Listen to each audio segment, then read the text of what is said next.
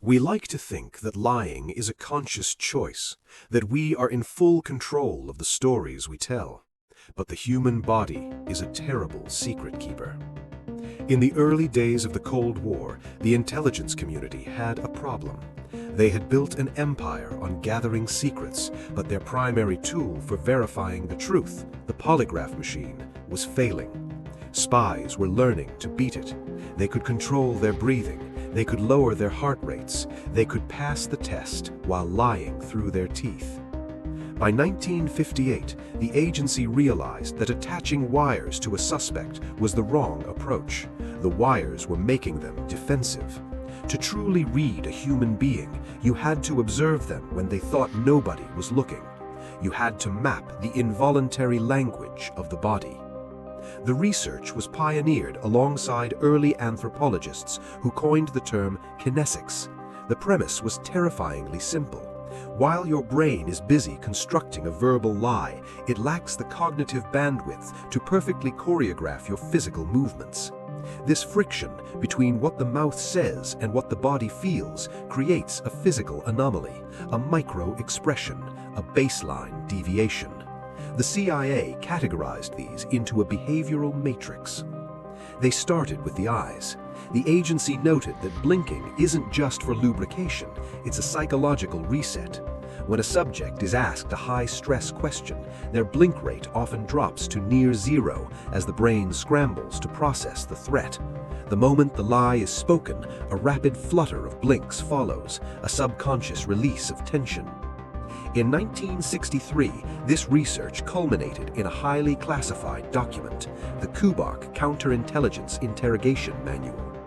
It wasn't just a guide on questioning, it was a masterclass in psychological dismantling. The manual instructed interrogators not to listen to the suspect's answers, but to watch their baseline. Step 1 was establishing the baseline. For the first 20 minutes, the interrogator would ask completely harmless questions. Where did you grow up? What did you have for breakfast? They weren't making small talk, they were calibrating their instruments. They watched how the suspect breathed when they were telling the truth. Did they speak with their hands? Did they look up to recall a memory? Once the baseline of truth was mapped, the trap was set. The interrogator would abruptly shift to the target question. The moment the baseline shattered, the interrogator knew they had hit a nerve. The subject might cross their arms, a subconscious attempt to protect their vital organs. They might exhibit pacifying behaviors, stroking the back of their neck, rubbing their eyes, or adjusting their collar to lower their own heart rate. They were leaking the truth. What began in classified interrogation rooms eventually bled into the civilian world. The realization that human beings are constantly broadcasting their internal state changed how we view social interaction. We are all constantly reading and being read. It happens below the threshold of conscious thought. When you instantly distrust someone you just met, it isn't intuition or magic. Your brain's pattern recognition software has detected a micro-expression, a flash of contempt or fear that lasted less than a fifth of a second, and flagged it as a threat. The CIA spent millions to map the architecture of human deception.